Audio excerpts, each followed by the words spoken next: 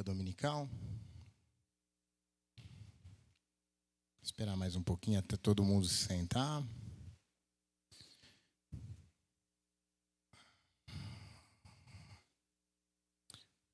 Eloy, projeta aí pra gente Jeremias, capítulo 42. A gente vai ler do 1 em diante. Diz assim a palavra do Senhor. Então chegaram todos os príncipes dos exércitos, e Joanã, filho de Careá, e Jesaías, filho de Osaías, e todo o povo, desde o menor até o maior.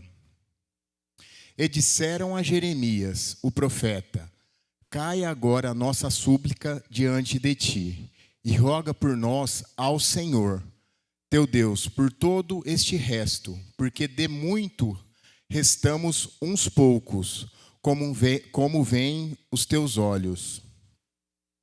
Para que o Senhor, teu Deus, nos ensine o caminho por onde havemos de andar, e aquilo que havemos de fazer. E disse-lhes Jeremias, o profeta: eu vos ouvi, eis que orarei ao Senhor vosso Deus, conforme as vossas palavras, e seja o que for que o Senhor vos responder, eu vô-lo declararei, não vos ocultarei nada. Então eles disseram a Jeremias: seja o Senhor entre nós testemunha da verdade e fidelidade, se não fizermos conforme toda a palavra com que te enviar a nós o Senhor, teu Deus, seja ela boa ou seja má, a voz do Senhor, nosso Deus, a quem te enviamos, obedeceremos, para que nos suceda bem, obedecendo a voz do Senhor, nosso Deus. Vamos dar uma paradinha aí, depois a gente continua, né? Então você vai ver, se você pesquisar um pouquinho o livro de Jeremias, que eles estavam num momento de crise, né? E como nós passamos por momentos de crise, né?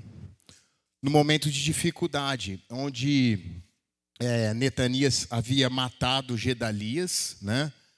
Nabucodonosor estava se levantando contra aquele povo.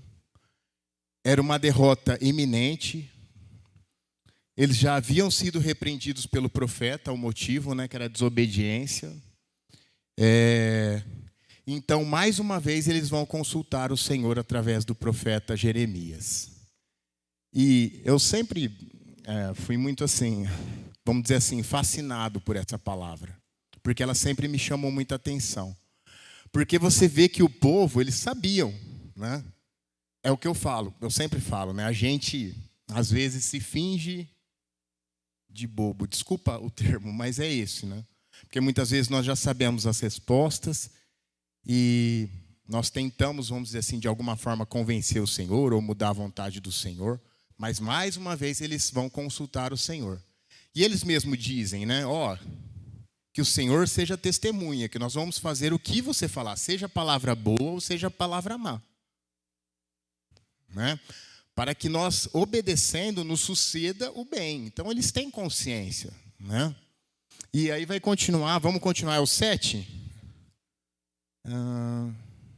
Sim, 7. 10 dias se passaram e a palavra de Yahvé chegou a Jeremias em resposta à sua oração. Jeremias ora por 10 dias.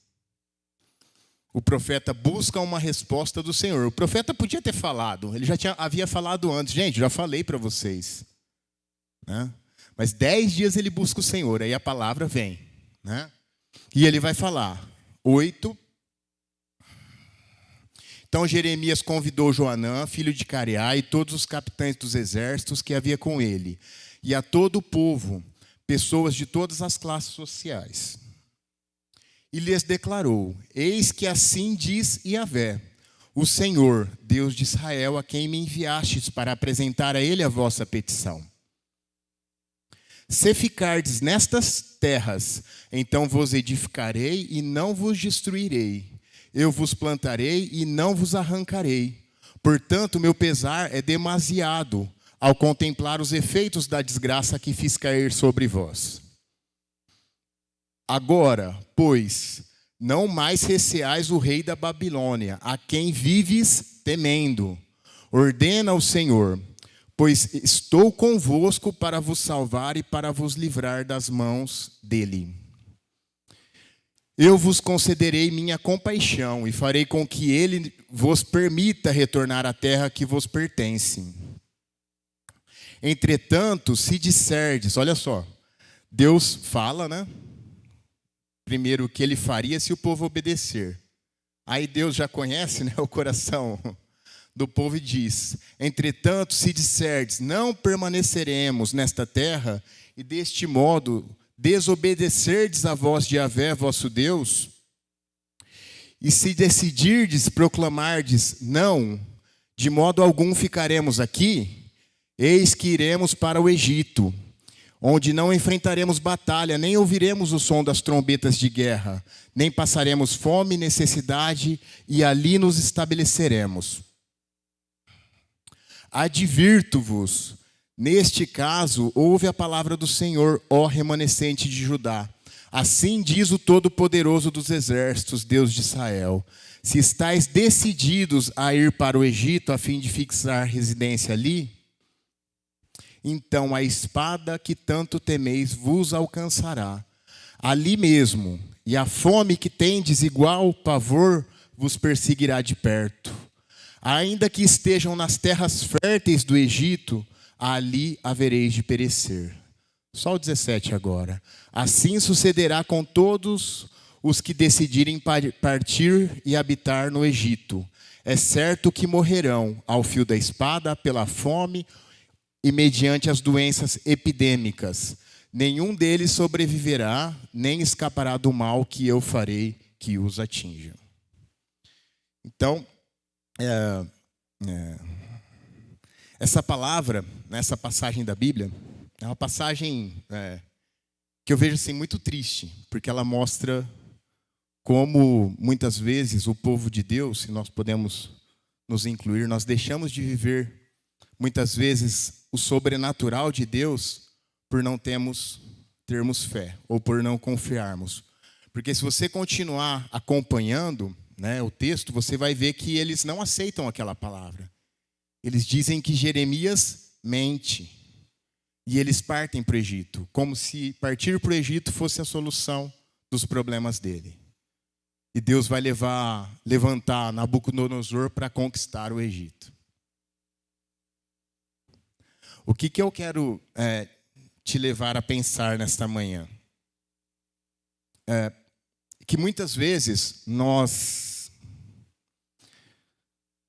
buscamos a vontade de Deus para as nossas vidas. Todo mundo quer saber a vontade de Deus para a nossa vida. Mas se nós não rompermos com a nossa vontade, aquilo que nos é natural, aquilo que nossos olhos enxergam, saber a vontade do Senhor não será suficiente para a sua vida. Se você não estiver disposto a confiar nela e abrir mão da sua vontade, do seu eu, do seu achismo, muitas vezes conhecer a vontade do Senhor não fará diferença na sua vida. Muitas vezes nós deixamos de experimentar experiências sobrenaturais com Deus por não confiar nele. Né? E a palavra do Senhor diz, Jeremias 44, 4, põe aí. Entretanto, eu vos enviei insistentemente todos os meus servos, os profetas, para vos prevenir que não cometesseis essas abominações, nem praticasseis o que é odioso. O 5. Mas eles não deram atenção à minha palavra, nem escutaram a minha voz, para se converter da sua maldade e parar de queimar incenso e prestar culto a deuses estranhos.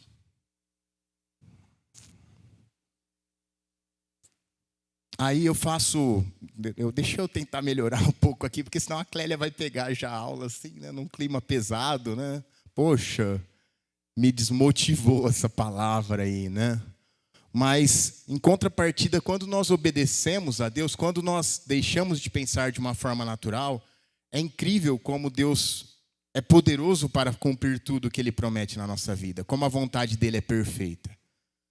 Na verdade, o que eles estavam dizendo ali, acho que alguém falou esses dias isso aqui na igreja, nós não acreditamos que você pode nos livrar. De uma forma era isso, né? Não tem jeito de nos livrar. Você está falando isso, mas não tem solução. Eles achavam que o problema deles talvez fosse muito grande para Deus. E aí nós vemos como, posso de forma assim muito rápida citar, por exemplo, Isaac. Isaac também estava no meio de uma crise. Ele estava fugindo para o Egito por causa da fome. Mas porque ele ouviu a vontade do Senhor, que era que ele habitasse naquela terra, como Deus o abençoou grandemente, como a semente dele prosperou 100 vezes. Como ele cavava poços e ali ele achava água. E eu creio que não era porque ele era um bom agricultor. Não era porque ele era um bom caçador, furador de poços. O que fazia diferença na vida dele é porque ele conseguia viver a vontade de Deus. O que fez diferença na vida dele. Da mesma forma, aquela viúva em Sarepta, ela tinha um pouco de farinha, um pouco de azeite, mas o que fez com que a farinha dela não acabasse da panela e que a botija nunca, ficasse sem óleo, foi ouvir. Porque sempre Deus nos anuncia. Na verdade, assim, nós podemos errar por não conhecer a vontade do Senhor, na minha opinião. Podemos, sabe? Talvez de não tê-lo consultado ou não ter dado atenção. Mas conhecer a vontade do Senhor e não fazê-la é se auto-boicotar. E eu faço isso também, viu, irmãos? Não estou apontando o dedo para ninguém, não. É isso que a gente tem que ter atenção. Se Jesus não tivesse aberto mão da vontade dele, porque Jesus falou, que se cumpra a tua vontade. Antes de ser glorificado, havia uma cruz. Então, é isso. Vale a pena a gente confiar no Senhor, ouvir a sua palavra, ouvir o que tem dito os profetas verdadeiros e colocar em prática. Porque muitas vezes nós desanimamos. Eu desanimo. Às vezes nós passamos por crise que nós falamos, não tem mais jeito. Não tem mais solução. Eu não tenho mais forças para isso. Mas que nós estejamos firmes e alinhados com a vontade do Senhor. Amém? Amém. Vamos orar então e dar início à nossa escola bíblica dominical. Senhor, nosso Deus, nosso Pai, Deus maravilhoso, Senhor das nossas vidas, a Ti nós rendemos toda a glória, toda a honra, toda a majestade e reconhecemos que todo o poder, todo o domínio estão em Tuas mãos, Pai. Pai, que o Senhor esteja nos abençoando nesse dia, usa a vida dos nossos professores, abra os nossos corações para que nós possamos aprender e entender a Tua palavra, a Tua vontade para as nossas vidas, Pai. Que o Senhor esteja nos fortalecendo e que nós possamos, Senhor, sempre estar alinhados com a Tua vontade, que é perfeita, Pai. Nos dê força e nos prepara para o culto dessa noite. Abençoe tudo o que acontecerá nesse dia, neste lugar, Pai. Que o Teu Santo Espírito esteja conduzindo tudo conforme a Tua vontade, Pai. É que nós oramos e Te pedimos no nome santo de Jesus. Amém.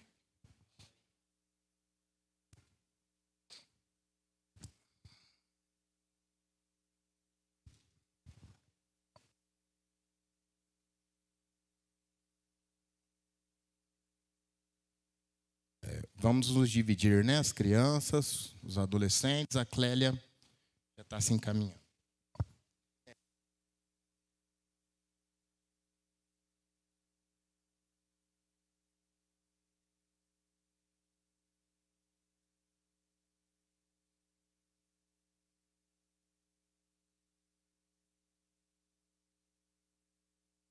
Olá, amados, a paz do Senhor. Bom dia.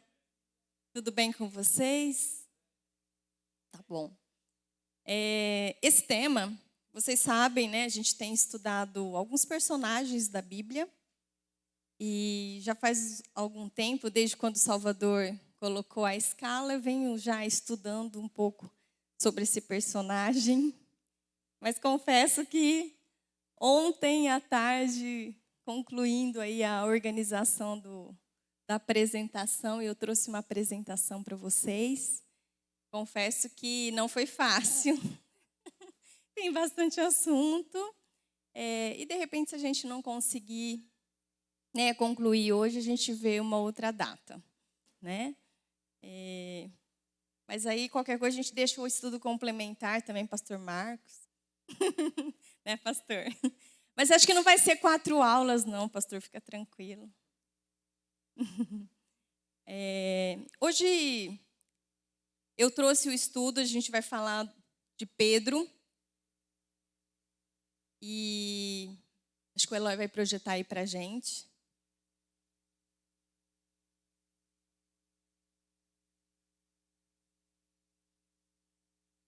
E eu vou deixar para vocês esse primeiro slide que eu trouxe.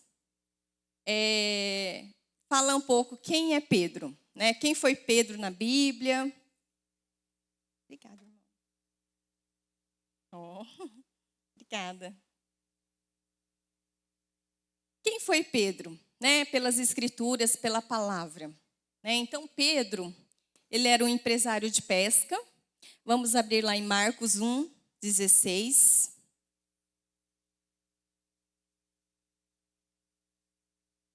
Marcos 1, 16 e 17. Eu coloquei ali as referências para a gente, mas vocês podem estar abrindo lá, porque é bem curtinho. Mas o Eloy já colocou aí. Então, Marcos, capítulo 1, 16 e 17 diz assim: caminhando junto ao mar da Galileia, viu os irmãos Simão e André, que lançavam a rede ao mar, porque eram pescadores. Disse-lhe Jesus: vinde após mim, e eu vos farei pescador de homens. Então, voltando lá no slide, é tremendo aqui que a Bíblia fala, né, para os irmãos Simão e André, que estavam lançando, que eles eram pescadores. Essa era a profissão deles. Eles trabalhavam nessa profissão, empresários de pesca, né? Mas aí quando então Jesus chega e fala: vinde após mim, e eu vos farei pescador de homens. Então aqui Deus chama Pedro, né, para ser pescador de homens. Então, é o primeiro chamado de Pedro aqui. E aí depois, pode voltar lá no slide, Eloy. Então, Deus já tinha um propósito na vida do Pedro. Amém? Que ele fosse pescador de homens. Então, ali a gente trouxe um pouquinho também que... Então, Pedro, irmão de André, né? E aí a gente vai ver que ele, ali já era um grande empresário, trabalhava. E quando Jesus chamou, se a gente voltar lá em outros textos, a Bíblia fala que imediatamente Pedro deixou, né, esse trabalho para seguir Jesus. Foi imediatamente. Então é tremendo, né, essa passagem, né, porque fala da predisposição do Pedro em servir ao Senhor. A predisposição no coração dele, né? Então, ele era de Betsaida, né? Depois ele foi para Cafarnaum. Mas vocês mesmos podem abrir, não precisa pôr, Eloy, tá? É João 1, 44.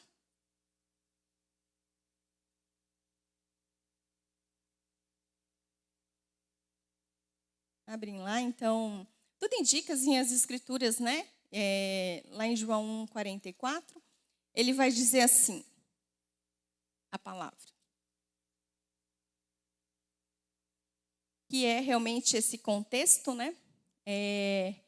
Ora, Filipe era de Betsaida, cidade de André e de Pedro. Mas depois vocês vão lembrar que ele vai para Cafarnaum, né? Que quando aquela passagem que Jesus cura a sogra de Pedro, né? ele está em Cafarnaum.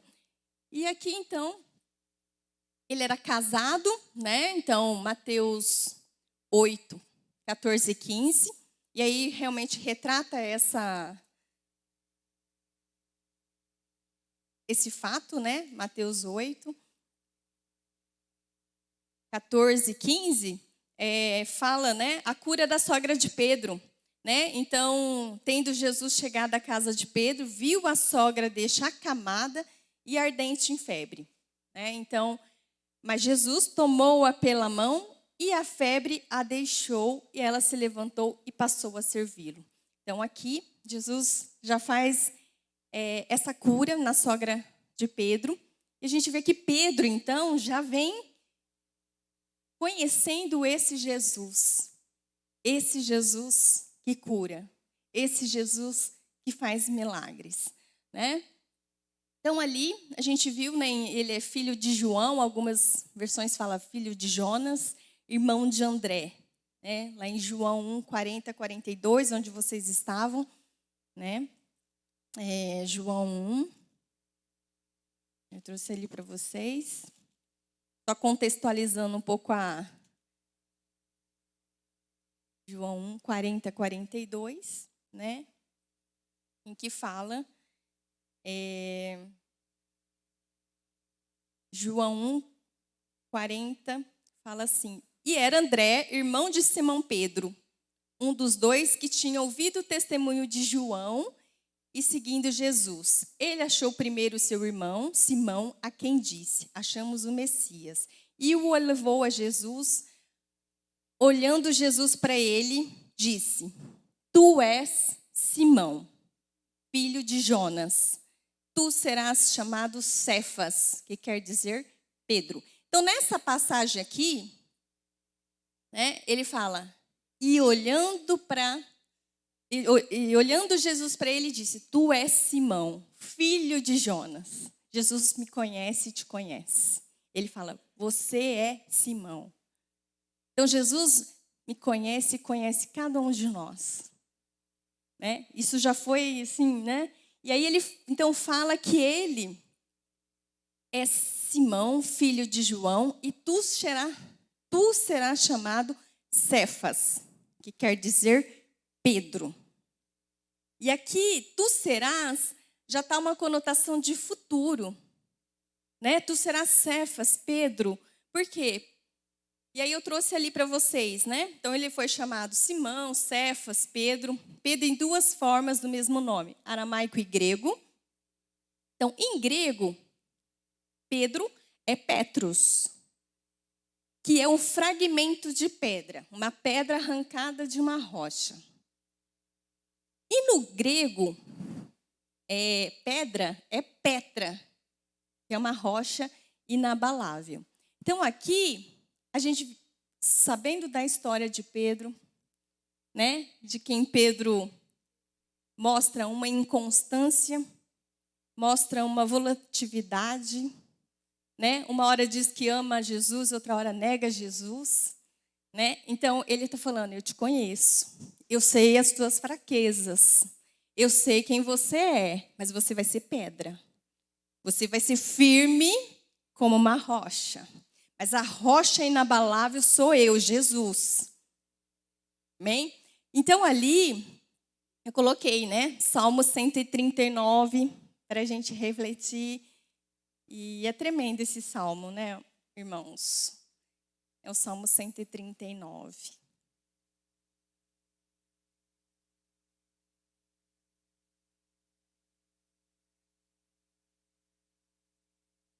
O Salmo 39 fala desse Deus onisciente, desse Deus onipotente.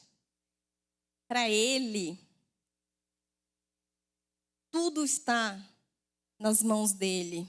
Ele nos conhece antes mesmo de sermos concebidos. Né? Então aqui ele fala: Senhor, tu me sondas. Davi fala: e me conheces. Sabes quando me assento e quando me levanto. De longe, penetra os meus pensamentos.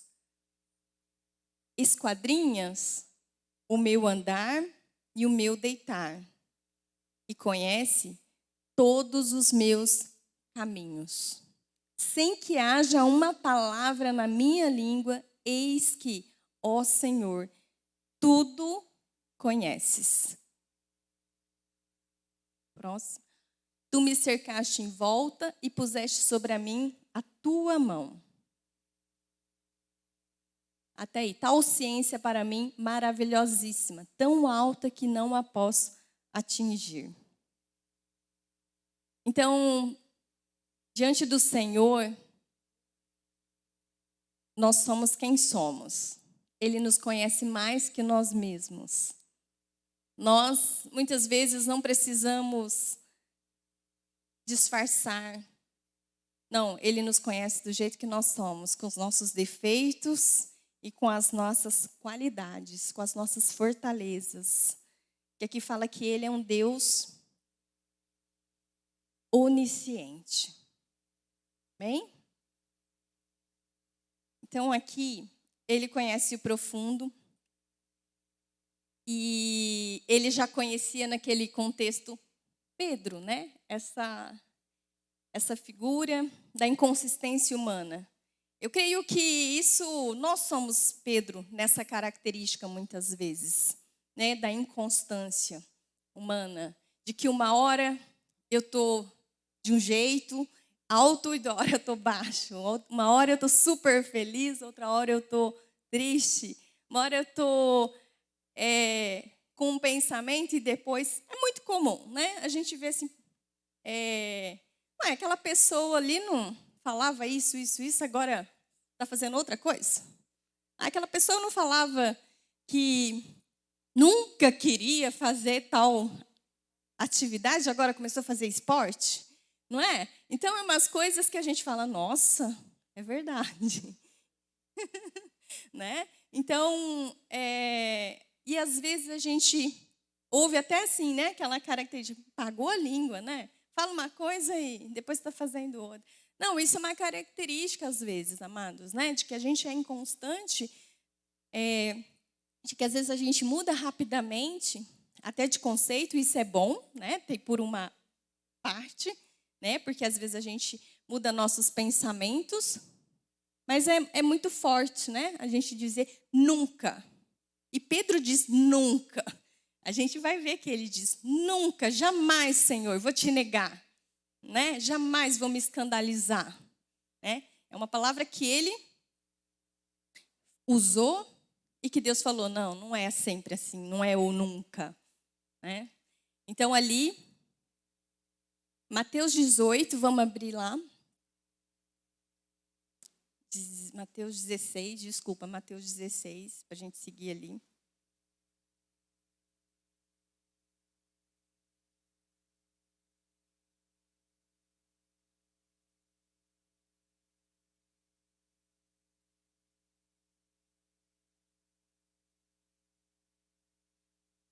E aqui, né, nesse contexto aqui de Mateus 16, 18, volta um pouquinho para mim, Eloy, no 13, por favor. Aqui Jesus faz umas perguntas, né? Então, chegando Jesus às partes de Cesareia de Filipe, interrogou os seus discípulos, dizendo, quem dizem os homens ser o filho do homem? E eles disseram, uns João Batista, outros Elias e outros Jeremias ou um dos profetas. Disse-lhes ele, e vós? Quem dizeis que eu sou? E Simão Pedro, respondendo, disse, tu és o Cristo, o Filho do Deus vivo. Num contexto assim geral, pergunta, e aí, quem vocês acham que eu sou? Geralmente num grupo assim grande, né, reunido, não fica meio assim, eu não vou falar, né, não vou falar, vou ficar aqui na minha. Não, mas Pedro tinha essa característica, né? Impossível, sou eu mesmo, pode deixar que eu falo, quem o Senhor é? Né? E ele fala, tu és o Cristo, o Filho do Deus vivo. E aí, Disse Jesus respondendo, disse-lhe, bem-aventurado és tu, Simão Bar-Jonas, porque não foi carne e sangue quem te o revelou, mas meu Pai que estás nos céus. Pois também eu te digo que tu és Pedro, e sobre esta pedra edificarei a minha igreja, e as portas do inferno não prevalecerão contra ela. Aqui, deixa só nesse texto por enquanto, porque quando Jesus fala, né, e algumas vertentes do cristianismo acreditam até que quando ele fala, né, que tu és Pedro e sobre esta pedra edificarei a minha igreja, que Pedro era a igreja, né? Mas na verdade Jesus ele usa essa forma de que és Pedro e sobre esta pedra que sou eu, Jesus, a pedra, a rocha inabalável, né? Edificarei a minha igreja. O esta ali é muito importante, né? Porque quando a gente fala essa Bíblia, ela está mais distante. Quando eu falo esta Bíblia, nesse pronome, o pronome esta é próximo, né? Então, esta Bíblia, não é essa Bíblia, né? Então, sobre esta rocha, Jesus, a rocha inabalável, edificarei a minha igreja. Então, quem edifica a igreja? Jesus. E as portas do inferno não prevalecerão contra ela. Então, aqui, Jesus fala, eu edifico a minha igreja, né? E as portas do inferno. Então, Jesus diz, eu sou a proteção da igreja. As portas do inferno não vão prevalecer. Eu sou a rocha, nada pode abalar. Amém? Maravilhoso isso, né? As portas do inferno não vão prevalecer, né, contra ela. Amém? A gente pode voltar ali um pouquinho. Então, assim,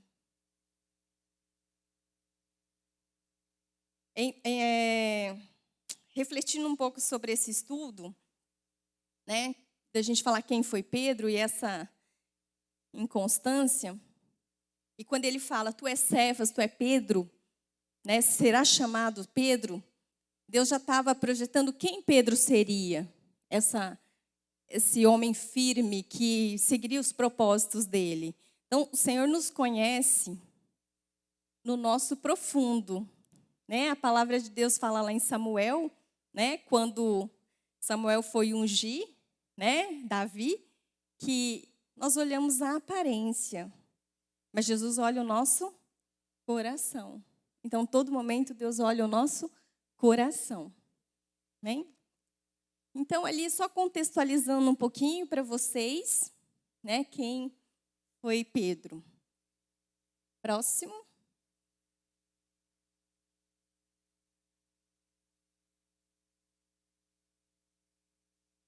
E ali, então, eu trouxe, nós já tivemos esse estudo na escola bíblica, né, dos temperamentos transformados.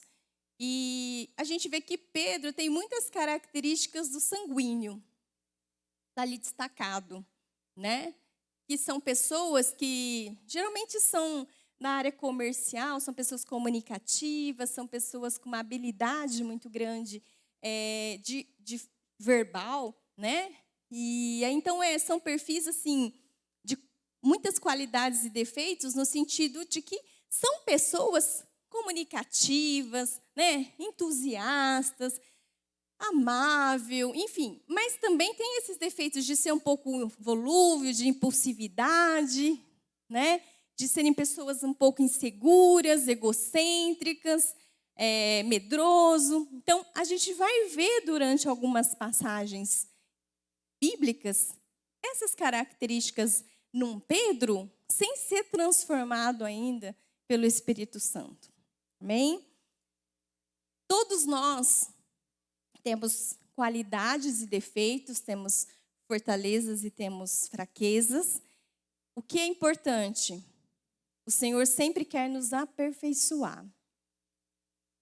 Então, a gente sempre tem que olhar, e foi exatamente assim que Jesus quis trabalhar em Pedro. Que ele falou, você vai ser Pedro, né? Você vai ser uma rocha, você vai ser firme, você vai ser, né, inabalável no sentido, porque eu vou te capacitar para isso. Amém? Então, não somos de nós, é do Senhor. É Ele que nos capacita.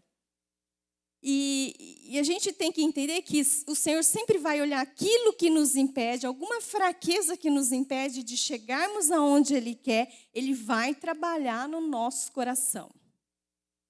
Ele vai trabalhar porque Ele quer nos aperfeiçoar. Só que isso só é possível com o Espírito Santo. E a gente não pode ter aquela síndrome, né, que a gente às vezes fala que é o síndrome da Gabriela. Né? Eu nasci assim, vou morrer assim, eu sou desse jeito mesmo. E às vezes a gente acha que até o outro é assim. Aquela pessoa é assim, vai morrer assim, não vai mudar mesmo, sempre foi desse jeito. Né? A gente tem uns ditados populares que influenciam a nossa forma de pensar, que não são bíblicos.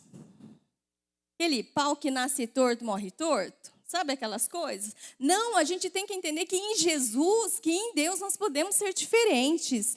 Que em Cristo, aquela pessoa que você tanto ora, que você tanto fala e alimenta ela da palavra do Senhor, ela pode ser transformada.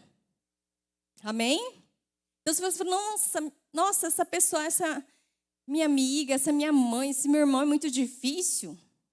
Mas ele pode ser transformado se ele tiver um encontro com Jesus. Amém?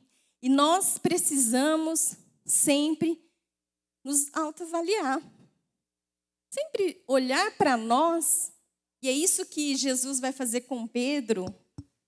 Olhar para nós e ver, Senhor, o que eu ainda preciso deixar? O que eu ainda preciso mudar? O que eu ainda preciso me tornar diferente? Para te agradar, para te servir. Amém? Então, ali eu trouxe só para contextualizar um pouquinho das coisas que a gente vai ver em Pedro. Vamos lá, próximo. Características de Pedro. E aí a gente vai ver alguns momentos que ele foi bastante impulsivo e teve essa falta de domínio próprio. Né? Na hora que Jesus viu, Pedro lá já, né? Tirando a espada, enfim, vamos voltar um pouquinho lá no texto, lá em Mateus. Pode ser lá em... Desculpa, tem essas referências na Bíblia, em Mateus, em Marcos, em Lucas, mas a gente vai lá em João. João, sei que ele tem um nível de detalhe melhor. Vamos lá em João 18.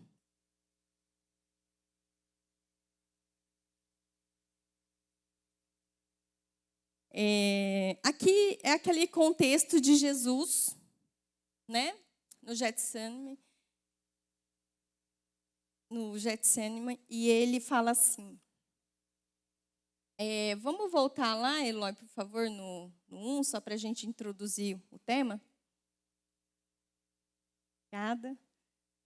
Tendo Jesus dito isso, saiu com os seus discípulos para além do ribeiro de Cedron, onde havia um horto, na qual ele entrou com seus discípulos.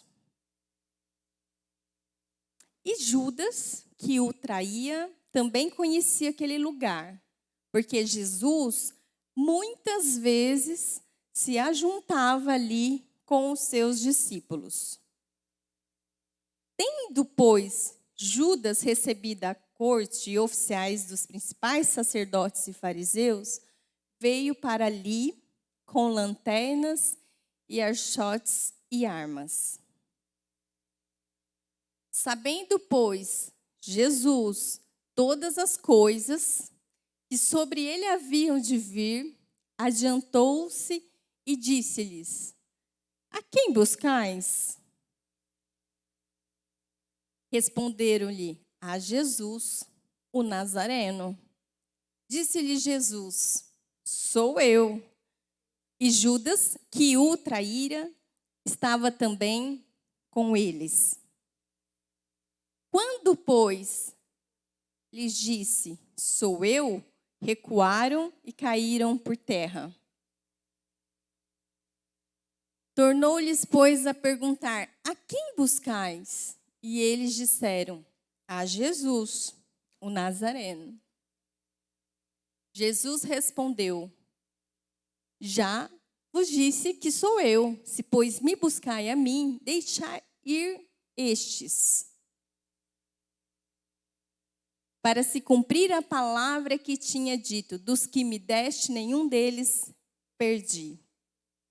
Então, Simão Pedro, que tinha espada, desembaiou-a e feriu o servo do sumo sacerdote, cortando-lhe a orelha direita. E o nome do servo era Malco. 11. Mas Jesus disse a Pedro, mete a tua espada na bainha, não beberei eu o cálice que o Pai me deu? Até aqui por enquanto. Depois a gente vai voltar aí no texto. E aqui, quando a gente vê esse contexto, Pedro, vendo toda a situação, vai lá e corta a orelha desse servo, né? E aí, o que acontece? Jesus tocou a orelha de Mal e o curou, né? Então, lá em Lucas 22, 51, fala que Jesus imediatamente curou. Então, é interessante notar que mesmo na hora da prisão, Jesus mostrou misericórdia e compaixão justamente a um daqueles homens que foram prendê-lo. Jesus, ele é misericordioso, né? Mesmo o homem, né, os homens ali numa situação tão angustiante, né, para Jesus, ele ainda usou de misericórdia, de compaixão. E ali, Pedro, ele é repreendido por Jesus. Então, a gente voltar lá em Mateus 26.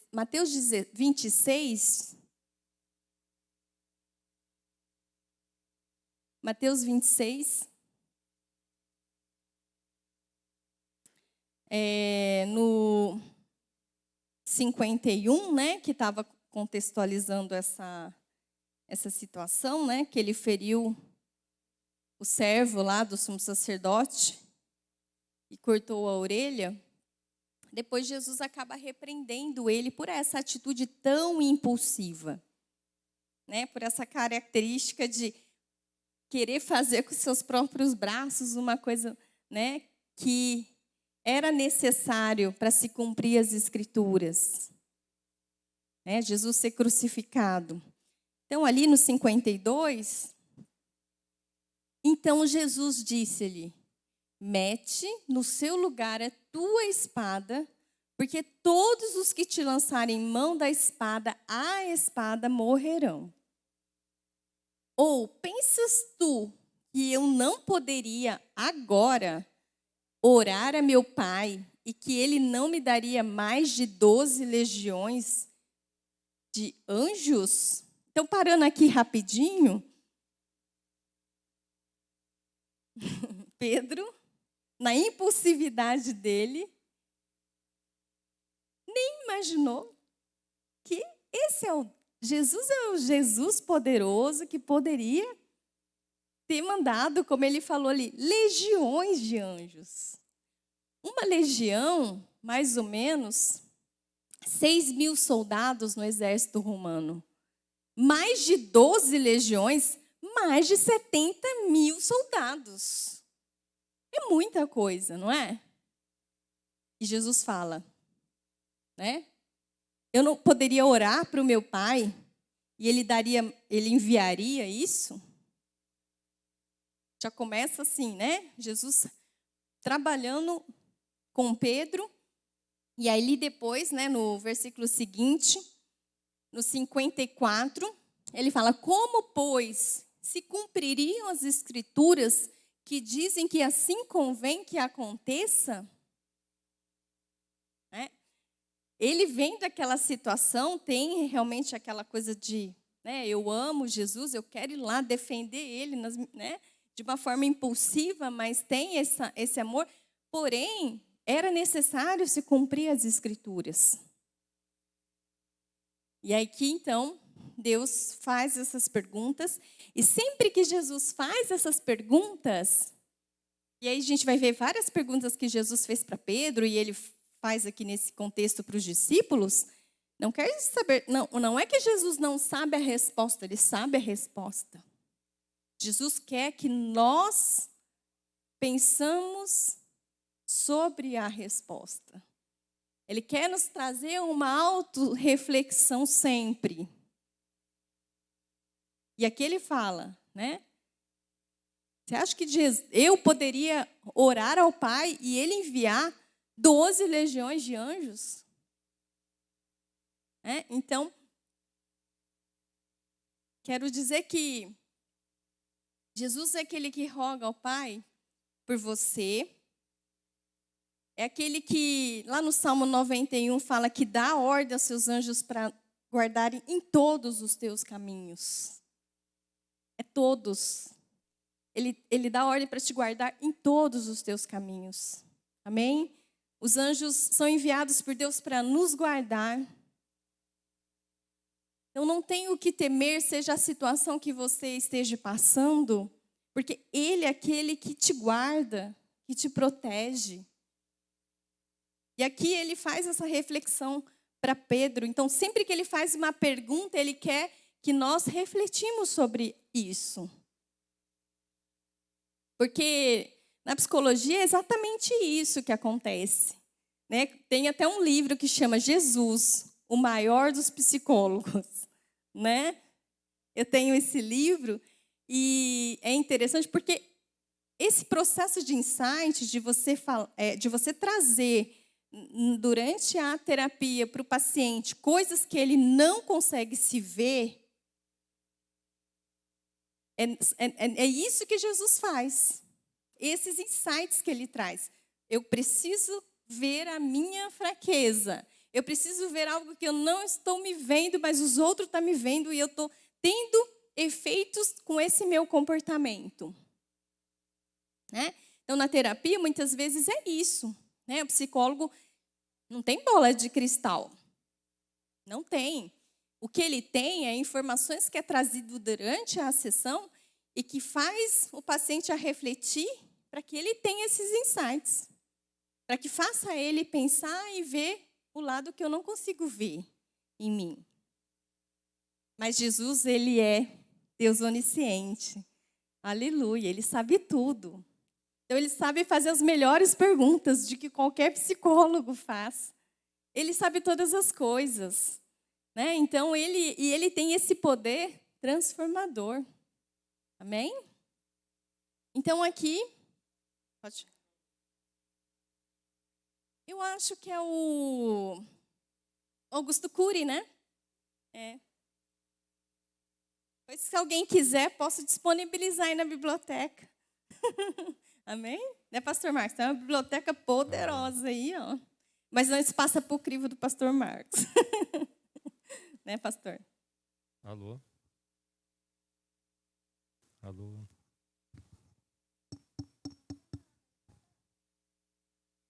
Alô? Não, só um detalhe.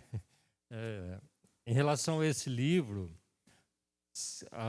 a história que me contaram é que Augusto Cury, ele é convertido, né?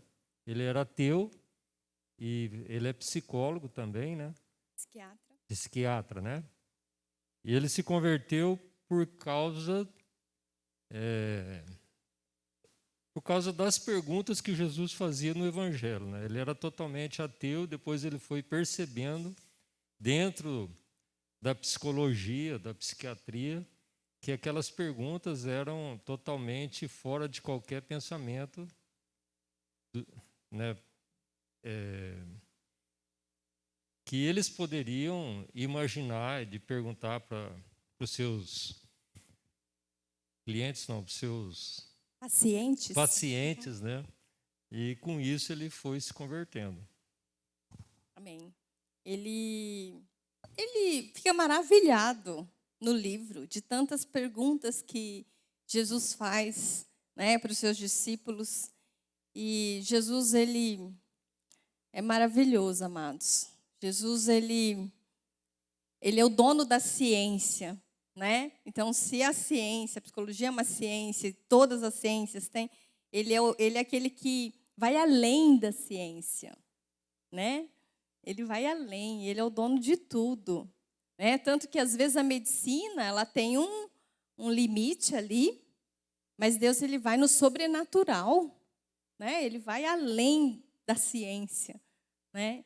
E, claro, a ciência, ela tem esses estudos, esses insights, mas nós temos aqui na palavra do Senhor, né, todas as nossas respostas. Amém?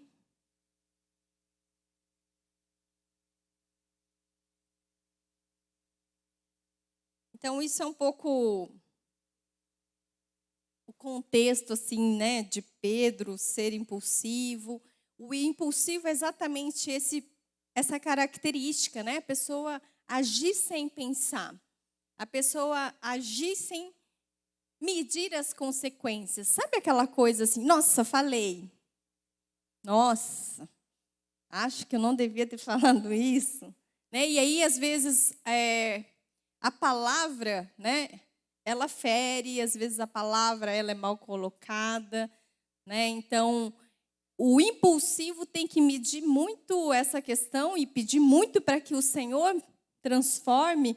Por quê? Porque senão você vai falar algo sem pensar e sem medir as consequências, ou às vezes até fazer algo sem medir as consequências, sem pensar, sem perguntar para Deus. Né? Realmente, nós não temos que agir por impulsividade, né? Nós temos que solicitar o fruto do Espírito, que é o domínio próprio. Né? Que é a gente ter controle sobre as nossas emoções. Né? Então, eu até trouxe ali, depois no texto, que domínio próprio é algo que é do Espírito Santo. Por isso que eu falo, às vezes a gente tem muito de Pedro, né? Somos muito Pedro na inconstância, na impulsividade, mas quando a gente pede para o Espírito Santo, ele dá esse fruto. O domínio próprio é um fruto do Espírito. Então, no Espírito Santo, nós conseguimos. Amém? Ali, então, eu coloquei, né, andar pelo Espírito. Né? Lá em Romanos 8, vamos abrir, traz uma reflexão assim, muito importante sobre esse andar, né, que depois está lá em Gálatas também, como um domínio próprio, fruto do Espírito. Romanos 8, deixa eu abrir aqui, eu fui marcando aqui na minha Bíblia, os estudos. Romanos 8. A gente pode ler a partir do 4. Todo mundo achou? Também conseguiram projetar ali, tá? Então ele fala assim, para que a justiça da lei se cumprisse em nós, que não andamos segundo a carne, mas segundo o Espírito. Porque os que são segundo a carne inclinam-se para as coisas da carne, mas os que são segundo o Espírito, para as coisas do Espírito. Porque a inclinação da carne, ela é morte, mas a inclinação do Espírito é vida e paz. 7. Porquanto a inclinação da carne é inimizade contra Deus, pois não é sujeita à lei de Deus, nem em verdade o pode ser. Portanto, os que estão na carne não podem agradar a Deus. E aí vamos lá em Gálatas.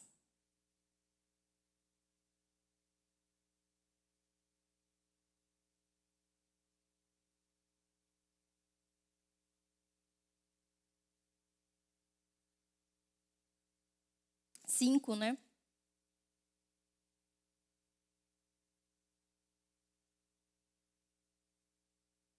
A gente vai para Gálatas 5, a partir do 22.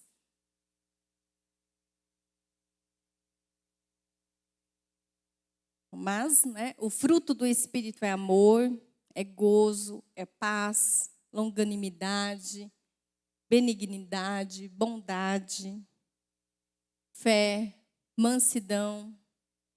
Aqui em temperança é domínio próprio, né? Na minha Bíblia está esse termo. E aí, contra essas coisas, né, não há lei. Então, quer agradar a Deus, viva pelo Espírito. Né? A palavra de Deus fala que quem anda pela carne não agrada a Deus. Nós temos que buscar essa presença do Espírito Santo em nossas vidas, para que a gente possa agradar a Deus. Amém? Aqueles que vivem pela carne, e aí a gente voltando aqui um pouquinho no texto, no 19, no 5:19, o que é a carne? Né? É a prostituição, é a impureza, é a lascívia, é a idolatria, né? É a feitiçaria, são as inimizades, as porfias, enfim, iras, várias coisas que não agradam ao Senhor. E se a gente estiver andando pela carne, provavelmente a gente vai cometer algumas dessas coisas que não agradam ao Senhor. Porque é só no Senhor, é só no Espírito para a gente produzir e gerar, né, o domínio, a paz, o amor, enfim, todos esses 9 frutos do Espírito. Amém? Amém. Vamos voltar lá no texto.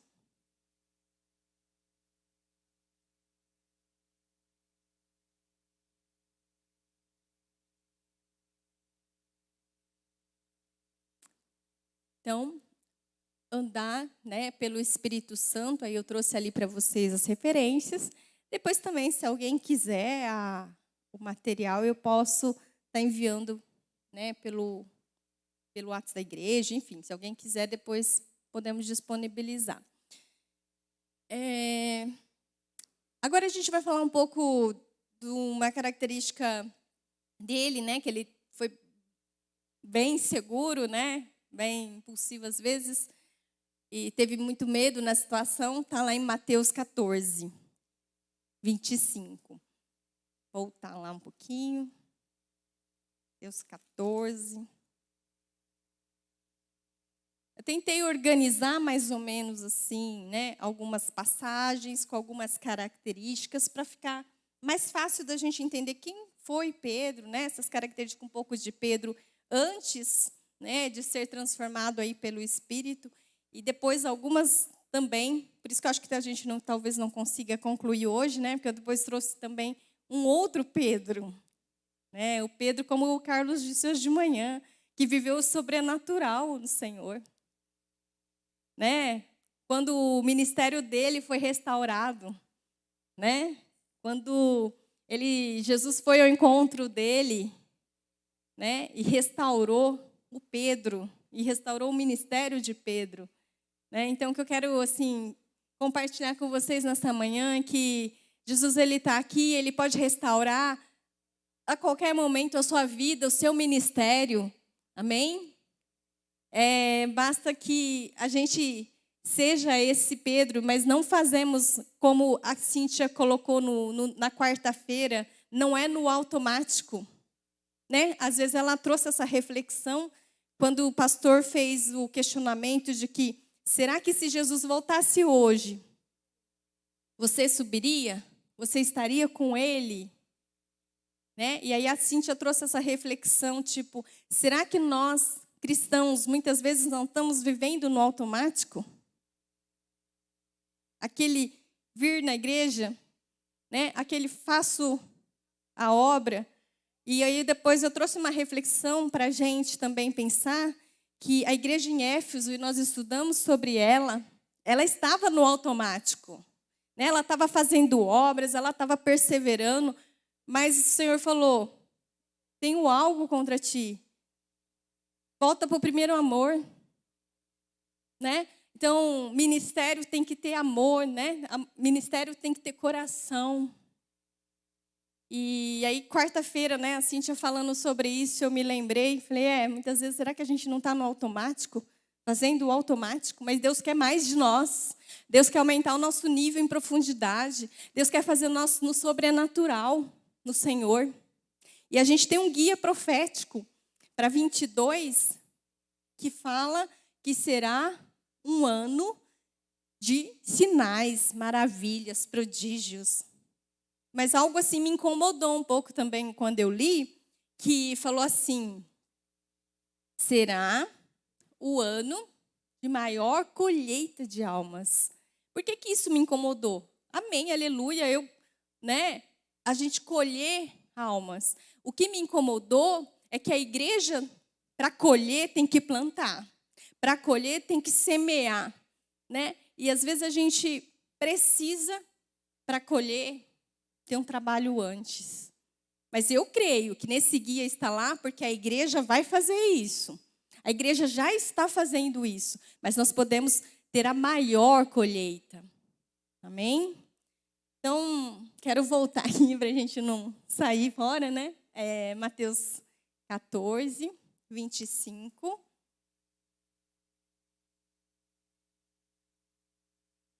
Vocês conhecem, né, esse texto? Se quiser voltar um pouquinho no 22, só para contextualizar, mas é aquela passagem que Jesus anda, né, sobre o mar.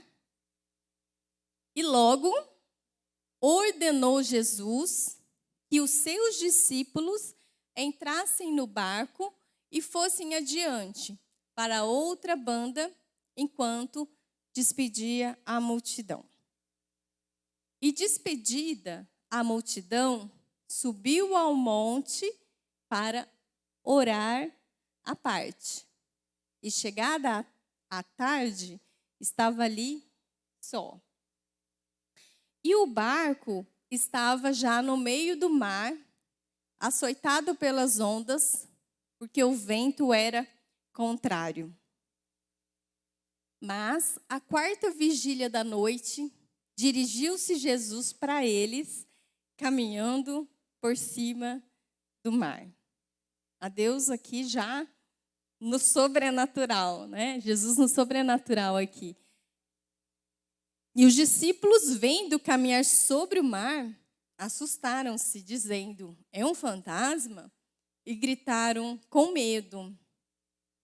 Porém, Jesus, porém, lhes falou logo, dizendo, tende bom ânimo, sou eu, não temais.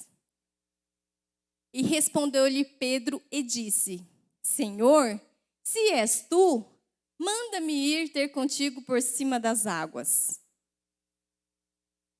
E ele disse, vem. E Pedro, descendo do barco, andou sobre as águas para ir ter com Jesus. Mas, sentindo o vento forte, teve medo. E começando a ir para o fundo, clamou dizendo, salva-me. Como 31. E logo Jesus, estendendo a mão, segurou e disse, homem de pequena fé, por que duvidaste? Até aí. Por que duvidaste? Então, aqui, esse contexto, Pedro, eu imagino, né, todos ali, Pedro foi o único que se dispôs a ir andar sobre o mar, né? E viver o sobrenatural ali, mas o que acontece? Quando ele viu a força do vento, né? Aqui a Bíblia fala, porém, no 30, no 14:30, ele fala, né? Observando, porém, a força do vento, teve medo. E começando a submergir, gritou, salva-me. Né? Então, aqui mostra, né, que parece uma aparente coragem, né? Mas, assim, bateu o vento, reparou, olhou, tirou o foco, que era em Jesus, começou a afundar. Mas ele diz, salva-me, né? Então, o que eu gostaria de trazer, né, que Jesus quer que, ao invés de olhar as circunstâncias, nós possamos fixar nossos olhos em Jesus. Então, ele quer aumentar o nosso nível, né, de fé. Amém? E então, nessa circunstância, gente, Pedro estava com Jesus. E ele foi olhar, observar, né? A Bíblia fala, ele foi observar, reparar, olhar para a força do vento. E aí trouxe medo ao coração dele e ele afundou. Começou a submergir, mas ele gritou, salva-me, glória a Deus. Porque sempre numa situação de medo, de que a gente tem um Salvador. Aquele que vai nos livrar, né, de uma situação que a gente olha e fala, Senhor, parece que não tem jeito. Nossa, está tão difícil. Mas eu sei em quem tenho crido. Eu sei que o Senhor é o meu Deus, é um Deus soberano, é um Deus poderoso. Amém? E ali eu trouxe Salmo 141, 8, para a gente refletir um pouquinho. Salmo 141.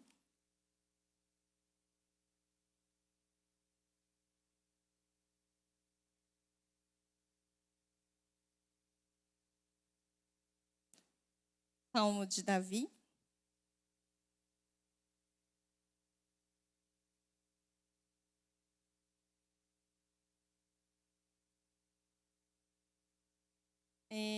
Fala assim, pois em meus olhos te contempla, ó Deus, Senhor, em ti confio, não desampares a minha alma. Não desampares a minha alma. Então, o Senhor é aquele que nos tem sempre, né, um Deus que nos livra, né, da situação de desespero, ou ele traz paz, ele traz consolo, conforto, refúgio ao nosso coração. Amém? E aí, voltando ali, a gente... Hebreus 12, 2. Que fala, né, onde a gente tem que firmar o nosso olhar. Eu gosto muito desse texto.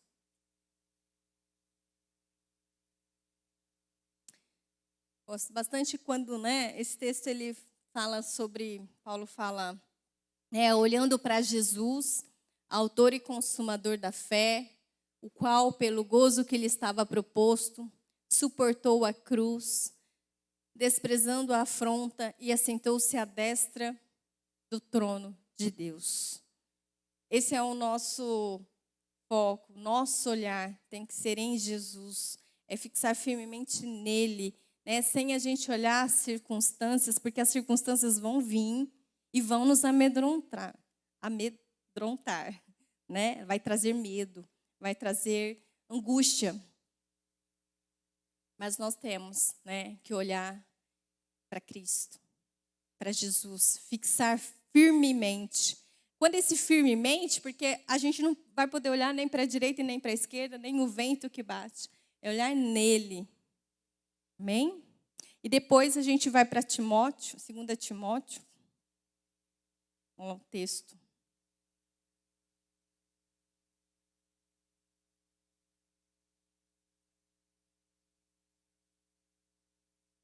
É, 2 Timóteo. Não é fácil, amados.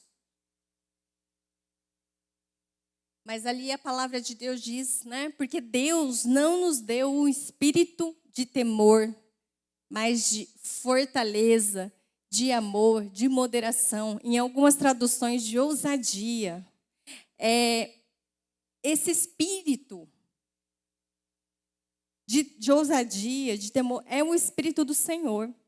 Né? Porque eu dizer para vocês que a gente não vai ter medo, a gente não vai passar por situações difíceis, não é fácil para ninguém, mas é só nele, pelo Espírito dele, que a gente vai ser usado, que a gente vai vencer.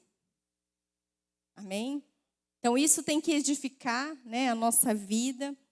Nós temos que ir aprendendo com o Senhor mesmo. Voltando, a gente tem ainda algumas características. Talvez a gente não consiga. Pode passar? Próximo.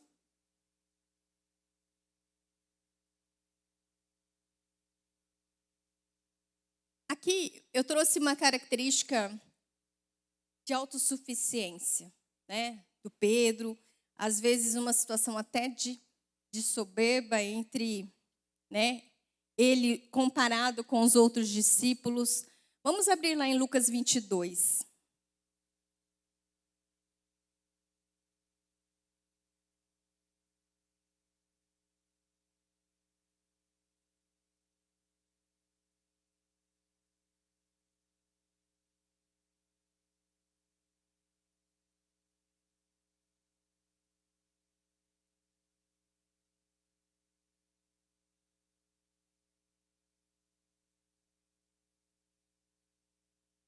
Acharam 22, 31? Diz assim, aqui vocês, no contexto, né, vocês vão ver que Jesus assim está realmente no momento de ceia, falando, né, quem é o maior aí, né, no reino de Deus, tal. E aí então tem essa passagem que fala: disse também o Senhor, Simão, Simão, eis que Satanás vos pediu para vos cirandar como trigo. Quando ele usa essa expressão Simão, Simão, é dando bastante ênfase mesmo, para muita atenção a isso, né? Mas eu roguei por ti, para que a tua fé não desfaleça, e tu, quando te converteres, confirma teus irmãos. E ele lhe disse: Senhor, estou pronto a ir contigo até a prisão e a morte. Mas ele disse: digo-te, Pedro, que não cantará hoje o galo antes que 3 vezes negues que me conheces.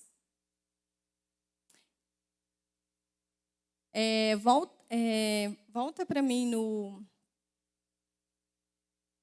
33, pode deixar aí. Imagina a situação, né? Os discípulos lá, todos, né, ali. Jesus fala e chama a atenção de Pedro com relação ao que ia proceder, né? E aí, como se ele não soubesse quem fosse Jesus, né?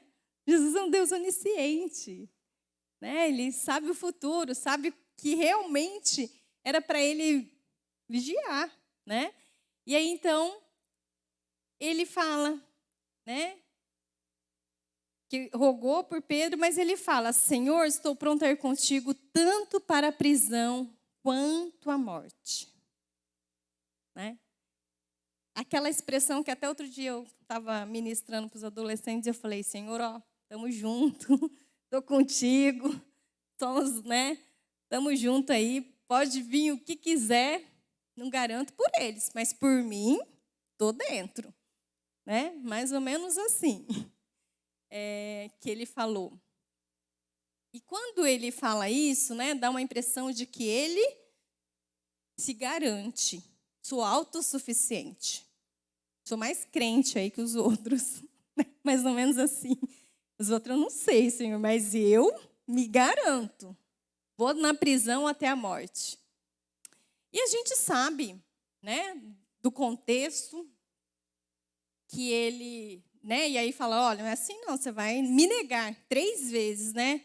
E só que assim, Deus, depois a gente, né, vai ver que Deus faz uma transformação tão grande, e ele, de que se a gente é transformado, Pedro vai ser tão capacitado a ponto de ir para a morte por Jesus. A gente, né, vai ver um pouquinho mais para frente. De que depois ele vai até a morte por Jesus. Mas neste contexto, ele estava se achando ainda, né? O cara, né? Como a gente fala, estamos junto e muito soberbo, achando que era melhor que os outros. Mais santo, né? Esse crente pode falar, Lina.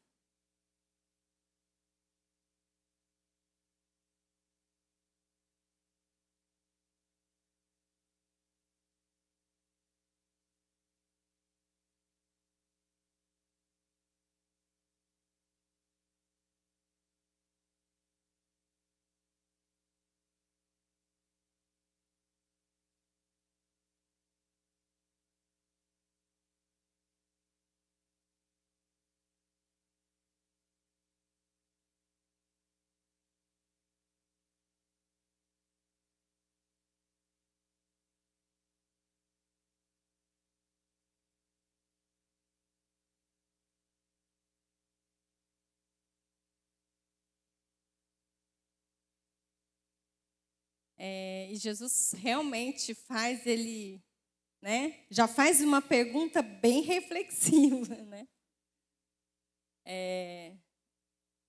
Tipo, eu roguei, né? Eu roguei.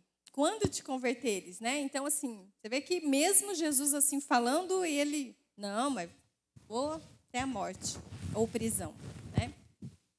E aí, voltando lá um pouquinho no contexto, afirma-te, Pedro, né, que hoje 3 vezes negarás que me conhece antes que o galo cante. Então, ali,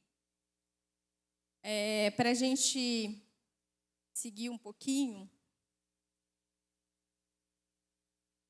vamos lá em Marcos 14, 66.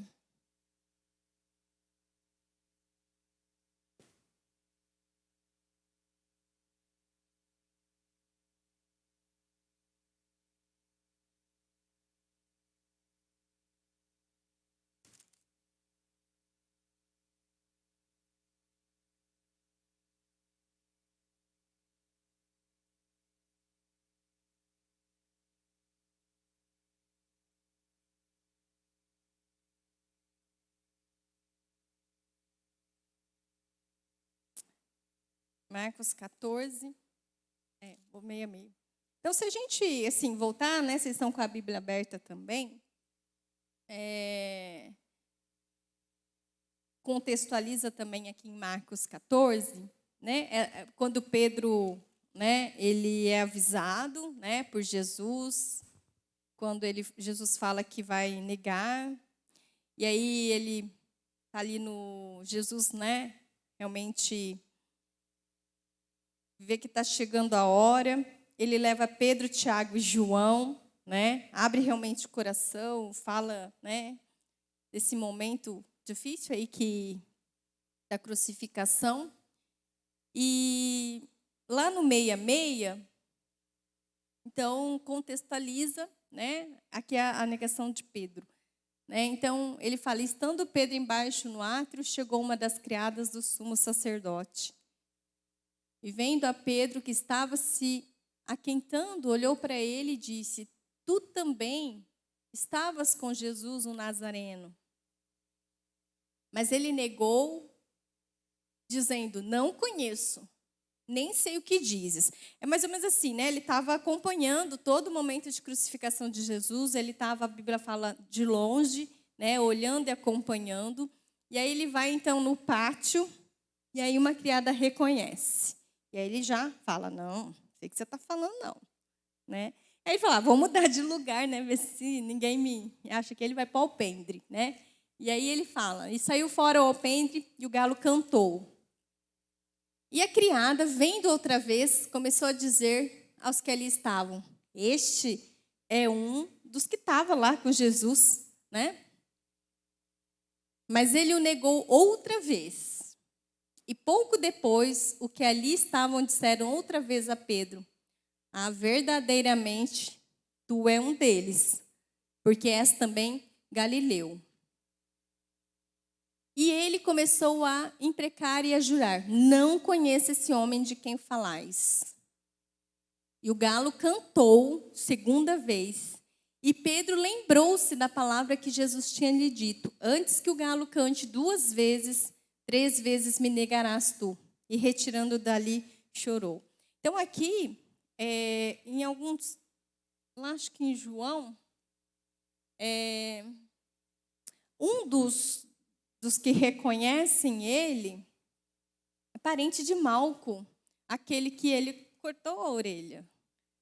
Então, eram pessoas que realmente viam Pedro ali com Jesus, sabiam, e ali a Bíblia fala que o sotaque dele, né, o modo que ele fala já denunciava quem ele é, Galileu, né?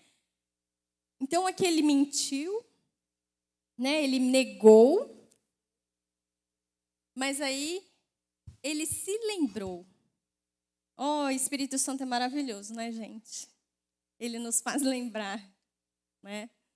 Ele se lembrou do que Jesus, né, disse, e retirando-se dali, chorou. Em outras traduções, diz assim, e caindo em si, desatou a chorar. Então, em algumas traduções, esse cair em si, né, realmente chorou, chorou muito, chorou, né? Várias traduções falam nisso, mas esse cair em si, ele traz esse sentimento de arrependimento de Pedro, né? O cair em si, chorou e de que ele não era tanto aquele cara, né, que falou, eu vou para a prisão, vou para a morte. Na primeira situação de questionamento, né, ele teve medo, ele foi inseguro, ele foi covarde, ele negou Jesus. E eu devo imaginar assim que foi muito difícil, né? A Bíblia fala que ele caiu em si, ele chorou. Não é fácil, né? Um homem que estava ao lado de Jesus. Viu tantas maravilhas que Jesus fez, andava com Jesus, e naquele momento que ele negar, é negar a fé dele em Jesus, é negar o Senhor na vida dele, né? É negar o ministério, né? Então, imagino quanto que foi difícil para Pedro, mas, né, Jesus, ele é tão bom, que a graça de Jesus vem sobre nós. E a graça de Jesus veio sobre Pedro. Amém? Mas eu imagino que foi muito difícil, né? Ali ele, né, nessa versão Marcos ali, né, a última frase ali, percebendo o que fizera, caiu em profundo pranto, em profundo choro. É um sentimento de Senhor, o que eu fiz, né? O que eu fiz? Então isso, né, trouxe realmente um emocional, algo de cair em si, de ver que, nossa, eu fui muito autossuficiente, fui muito soberba e não sou. Na primeira situação de medo dos soldados romanos, eu neguei Jesus. Pode falar, Salvador. Ô, Clélia, isso daí eu acho bem mais profundo. Onde está lá Lucas, se puder pôr aí, Lucas 22, 60, depois do 61.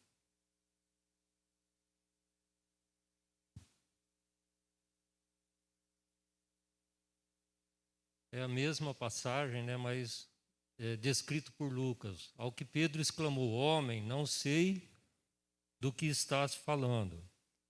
E falava ele ainda quando o galo cantou. O próximo. Eu acho essa passagem muito, muito forte, porque nenhuma das outras fala que Jesus estava ao lado de Pedro. Né? E aconteceu que o Senhor, voltando-se para Pedro, o olhou diretamente nos olhos. Então Pedro se lembrou da palavra que o Senhor lhe havia dito, né? Predito antes que o galo cante hoje, tu me negarás 3 vezes. Então, e o Senhor, voltando-se para Pedro, o olhou diretamente nos olhos. Então, quer dizer que toda essa negação, realmente ele estava na presença de Jesus. Em algum lugar ali, Jesus estava do lado dele, ele estava vendo Jesus e ele estava negando. Então, todas as vezes que nós, com as nossas decisões, nós negamos a Jesus com os nossos atos, nós temos que saber que Jesus está ali olhando nos nossos olhos, né? Que as coisas não são tão assim liberais diante de Jesus, né? Você pode negar, mas você tem que saber que você precisa abrir os teus olhos e olhar nos olhos dele, né? E você está falando diante dele, eu estou te negando. A Bíblia fala, né, que ele estava, né, de longe, assim, acompanhando, né, o momento aí da crucificação, o momento que Jesus estava sendo levado ao sinédrio. E como o Salvador trouxe essa questão de que Jesus, ele está vendo, né, quantas vezes a gente, né, peca, erra, né, às vezes nega, né, às vezes naquela situação dele de medo, mas não só de medo, mas talvez de vergonha, né? Estou aqui do lado, né? Soldados romanos ali. Eu não quero falar que eu estava com Jesus. Mas foi muito difícil para Pedro, eu creio, porque, como o Salvador disse, negando a Jesus, né? Negando a Jesus. Depois de tudo que ele, né, viveu e viu, mas negando o ministério dele, né? Então, eu queria, pelo menos, terminar até aqui. Depois a gente tem mais uma sequência, mas podemos, né, terminar aqui, depois a gente continua, Salvador? Próxima aula já. Porque aí depois eu trouxe ali algumas reflexões também e mais algumas coisas para a gente estudar e refletir um pouco. Mas é isso. Passar a palavra aí para o Salvador, para o pastor Marcos. Pastor Marcos? Não? Salvador. Então vamos ficar de pé. Vamos estar orando então. Pai, obrigada, Senhor, por essa manhã, porque o Senhor a cada dia tem abrido nosso entendimento, temos aprendido com o Senhor, Pai. Eu te peço que nessa manhã o Senhor realmente nos desperta, Pai, para um tempo de semear mesmo, para um tempo, Pai, de fazer a Tua obra com amor, e um tempo de que nós precisamos do Senhor, do Teu Espírito Santo. Nós precisamos a cada dia ter esse encontro com Jesus e ser transformado, Pai, nas nossas fraquezas, nas nossas limitações, Pai. Mas que nós possamos a cada dia, Pai, nos colocar diante de Ti e que a Tua graça nos alcance, o Teu amor, e possamos ser transformados para aquilo que o Senhor quer que nós façamos, que nós possamos fazer a vontade de Deus, como o Carlos colocou, e viver no sobrenatural do Senhor. Pai, nós Te louvamos por esta manhã, por essas reflexões, mas que o Senhor esteja cada dia nos chamando mesmo para um nível maior, Senhor, de intimidade, de fazer a Tua obra, Pai, conforme o Teu querer. Pai, obrigada por cada vida aqui nessa manhã, que o Senhor possa abençoar cada vida, adentrar nos seus lares, e proteger, que o Senhor nos leve em paz, em segurança. Abençoa também o culto dessa noite, que o Senhor também toma o controle, o domínio de todas as coisas, Pai. Muito obrigada, Senhor. Nos leve em paz. Essa é a minha oração em nome de Jesus. Amém. Amém.